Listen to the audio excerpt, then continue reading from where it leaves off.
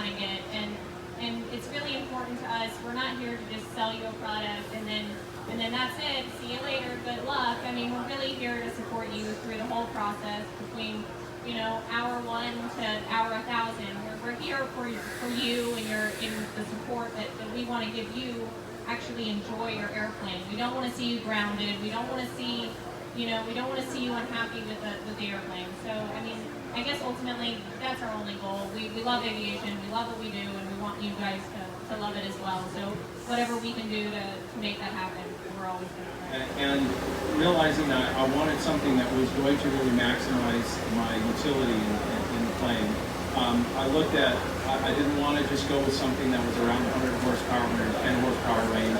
I wanted something more with, you know, the 130 horse range. I wanted a good cruise on it. And so when I saw the Viking engine, this was something that was very interesting to me. And I looked at the specs in it, and I looked at the torque curve that's going to get you off the runway and climb, and also be able to make you cruise. And so one of the things is that sort of sweet spot of being able to sort of do both with one set of prop pitch was something that looked very appealing to me. And the VTEC and the technology of this engine that was designed by Honda to be able to give you that torque early and be able to give you the power and the torque still on the higher end was great. When I looked at what the realistic budget of building my plane was, and putting that traditional engine in, or some of these more expensive options, I realized that I was either going to have to give up the IFR capability or spend another, you know, 15, 20 grand on avionics. And I realized that by actually getting this engine, I didn't lose any of the performance, and I also, from my total budget-wise, I was able to afford a lot more in the rest of the airplane, getting a better paint job, better avionics. And so it appealed to me both from a cost-effective, but also utilizing the technology. Happy with it. But where are the people unhappy and why? And I started realizing that basically the people who are building the planes right, flying them right, and getting and listening to the factory support, we're having very good success with this. Install, to the first start, to the first flight, to the tuning and getting dealing with the temperatures. I'll give an example. My friend had a conventional air-cooled engine, and we had our first flight around the same time. I've got 60 hours in my plane now. He's still flying, he's never left the pattern in his. And he's still trying to individually tune every engine head, cylinder head temperature because he's trying to get them all balanced and everything. He's still not able to do any cross country. And maybe, you know, in the end he'll have maybe a slightly lighter engine installation and it'll probably be fine. But it's a lot of fiddling to do. I'm lazy. I had to tune one number, which was how much air can I get through the radiator and can I vent that correctly? And I had some overheating on the first hot day. I put some ducting together to get a little more air into the radiator, and the problem was there. In Glendale, Oregon, where it was 109 degrees, and we decided to wait till the hottest time of day, and then went wide open throttle up to 10,000 feet, and the thing never even got close to the high temperature. So we've taken care of it to torture test it, and really it involved a couple hours of testing and tweaking to be able to deal with that versus, you know, dozens and dozens of hours that I've seen my friends who have had to deal with air-cooled engines. So from a lazy guy's perspective, that was something that was useful. And all the way along, when I would ask about different things, you know, texting and messaging and everything, the type of service you get with a small company like this has been really amazing. And you know, I know, you know, they're early on when I was looking at them, I was like, well, you know, they kind of have a loud presence on social media and everything like that because they're there. A lot of these other companies aren't there and aren't talking about their stuff because it's just like a representative in between or some mechanic who sells what you're going to have to deal with. But you get to deal with like the owner of the company and the guy who builds the engines and stuff. And that, I mean, that really kind of was the heart of the experimental thing for me. So that's my opinion and my experience, and I was not... Here, the Zenith Super Duty. And we've been giving rides all day, and right now we just gave a ride to, and your name, sir? Ivan Gromala. All right, let's come this way because of the lighting. Lighting? Yeah, definitely. Yeah. And I own Quality tell us Sport Planes over in Cloverdale, California. We do the builder assist, and we're just pretty much the Zenith, the representative out there.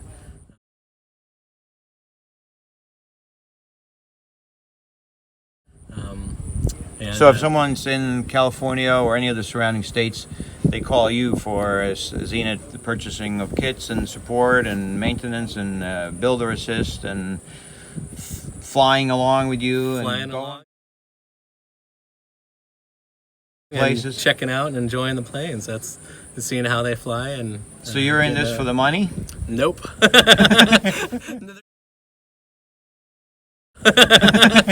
There's not a lot of money building planes and doing that kind of stuff. It's mainly for fun.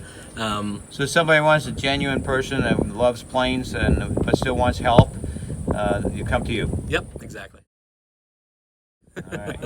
And what kind of a plane do you have? I got a CH-750 with a Viking, your Viking 130 in that one, and then I also have a 801. And that's got the Lyco 360 in it. So. Okay, yeah. And you flying both? Yep, flying both. Okay. And you've had a lot of trouble with that Honda engine, or? Things just like a sewing machine. It just keeps on running. So that's good. It's been great. I took it to Buckeye. No, I didn't take it to Buckeye. I went out to Arlington Air Show with it recently. It's been a lot of fun, and doing a little bit of changes to it, and just kind of enjoying it. That reminds me, when you said Arlington, now we have Jonathan Fay walking over here. I can see him on the side. Oh yeah, he was down there too. And he was there. Great. Yep. Yeah. So he's our next ride. Now, of course, both of you guys have Zenith airplanes, and both of you have flown behind the Viking 130. But we're just having fun today, giving rides in the with the 170 horsepower engine in the Super Duty. How was that? That was great.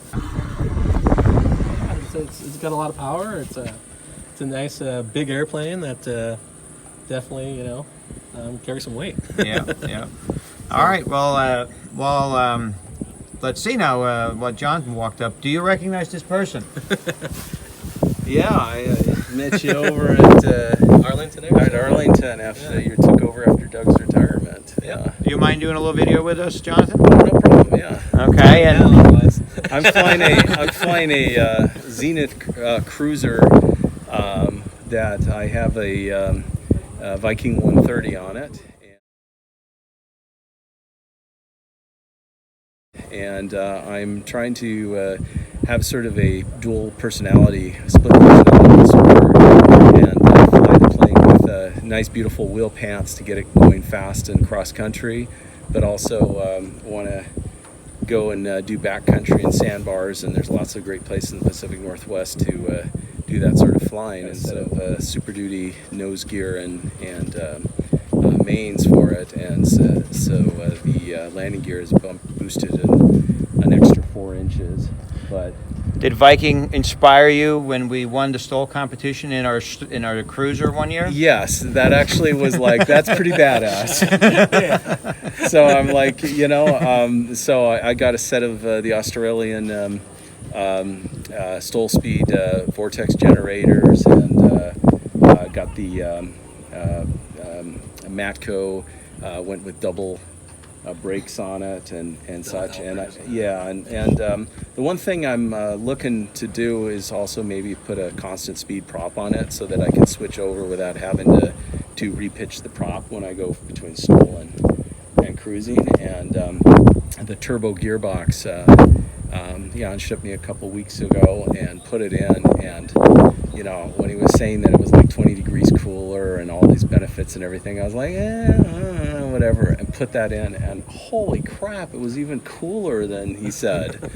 And I was flying this thing, I went up the pattern and back down, and I'm like, I'm not even leaving the taxiways back down to like 74 degrees. I mean, like, it was like really, and so what I love is that to see the progress development of how the improvements that are constantly having. And Well, what we're going to do, since this guy's taxiing, I'm going to take a little break and we're going to come right back to Channel 4 in just 1 second. Over a prop. All these airports. All right, so Jonathan, you were talking about optimizing your airplane in various ways. Yeah, so the support that we've gotten in terms of just getting the plane in and figuring out for our configuration what's the best way to cool it, getting the best speed and climb rate.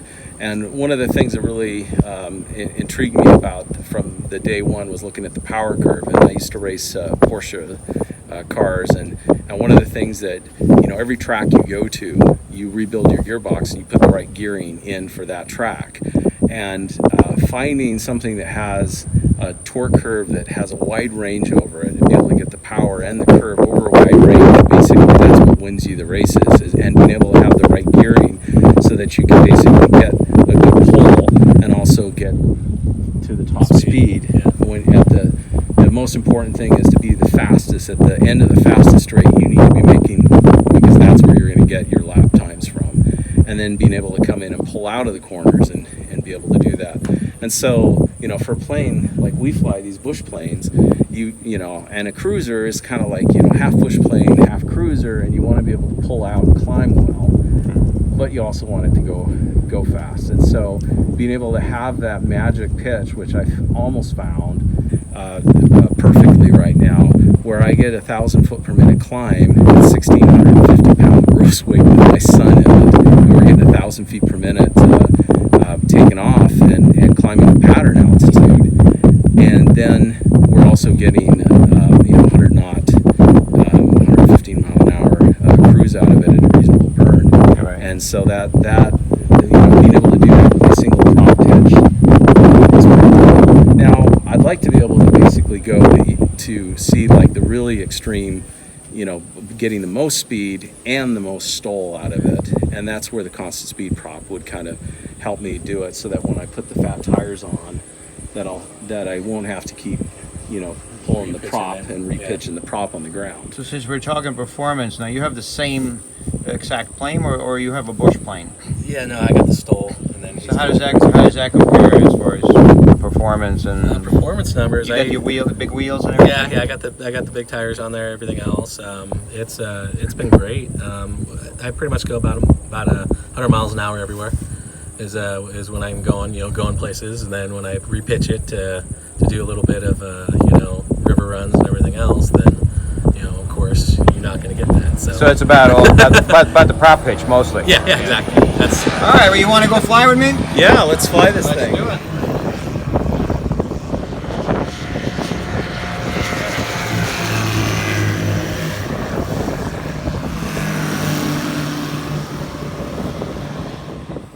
Hello, sir. What's your name? Jim Davis. Hey, Jim. And where are we today? We are in Mexico, Missouri, the Zenith Open House and Homecoming 2019. 2019. And we might as well start promoting next year, because we're thinking about a big homecoming for 2020. We'd like to have 20 Viking-powered aircraft here next year, so we're going to start the promotion now, and we're going to tell all the builders to trailer, fly, bring your fuselage, bring your engine, fly your plane, just get here, and we're going to line everybody up, and we're going to have a big Viking get-together at Zenith. I'll plan on being here. All right. Yep. Tell us about your project, what we're looking at. All right. 650 tail dragger. Yep. With the Viking 130. Okay. It took me almost 2 years to build. Probably the easiest part was putting the Viking in and getting it to run. It just bolts right on. Wire looms are set up. Fuel system, I use the whole fuel system from Viking. And the heater, the cockpit heater as well. And, Okay, well, let's talk about one thing at a time. Like, show us a heater. Like, basically, where's it plumbed to the engine? Okay, we've got one piece that comes off of here. Yep. And then just look at the firewall. This Yep. flows right through. It goes through the firewall. And what is that a benefit to this liquid cooled engine, do you think? How has the experience been with the heater for you? Well, it heats up right away. I'm not worried about that. Flying when it's 10 degrees outside, I still get lots of heat out of it. It's not trying to take any air off a muff. Okay. So heats up right away and is easy to work with. So it goes into the radiator in there, and then the heater core, and then comes out here and right back in. So just a couple of hose connections and hang the heater core inside. Okay, I always get questions. You know, I work for Viking, and people want to put big valves in it to be able to turn it off and on. I wanted to also. Yeah. I was thinking about it. I talked about it online, had other people talk about it online. You said keep it simple, you're not going to need it. And in my experience, that's true. There's enough airflow coming through here that I don't think I'd be able to tell the difference if I had the heater core turned off or on. Yeah, because the fan is really what pushes the heat through it. So Yeah. I wouldn't bother with it. You could always do it later if you thought it was a problem, but in more complexity, I don't think you need it either. And how did when Alyssa got your firewall forward kit and a Viking engine, how did it all fit and go together? Was it a lot of trouble? Perfect. She was hard to deal with? Or No trouble whatsoever. No. customer service was good? Customer service is awesome. I've had a couple of things that I kind of tweaked wrong. Call you guys up, get another one right away. Not a problem. Perfect. Okay. Very good customer service. And I'm kind of like you, like once you fly your plane and you maximize the performance, everyday flights, going places, it's about performance becomes fuel flow and how quiet it is and how the airplane feels to you and all that. Right. Yeah. Exactly. How do you feel about Alyssa has been working hard on creating a Viking community. What do you feel about that? And is there plenty of help for you, like online or Plenty of talking help to other online. builders? Yeah, I think Alyssa's done a really good job of adding more of a human element to the engineering of the engine. Really good with social media, bringing us together, talking about it. It's just good at knowing who the people are, which helps develop the community. Right. And I think I found everybody super helpful with anything as far as Viking or Zenith is concerned. Right. All right. Well, thank you so much for being a customer of Viking, and enjoy Absolutely. your flight home, and we hope to see you here next year. I hope to be here. Thanks.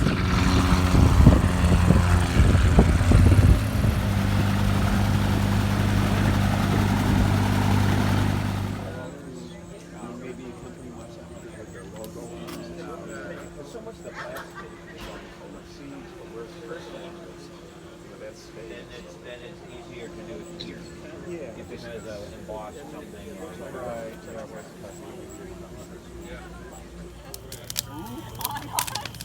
But we do have to watch that corn because it's pretty dry. It's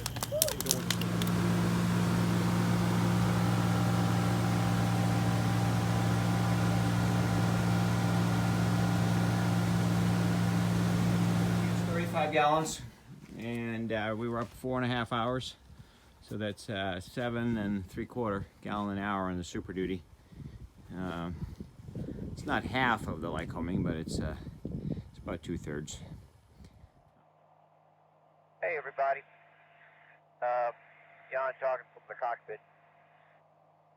Always been kind of interesting for me, since we don't have a variable pitch prop on this airplane yet, to just go to altitude with a little bit more pitch set in the prop and see what we can do for speeds with a Super Duty, which of course has those big wheels, and we're going to take pictures of that when we get out of the plane. We have a lot of stuff on this plane that hangs out in the air.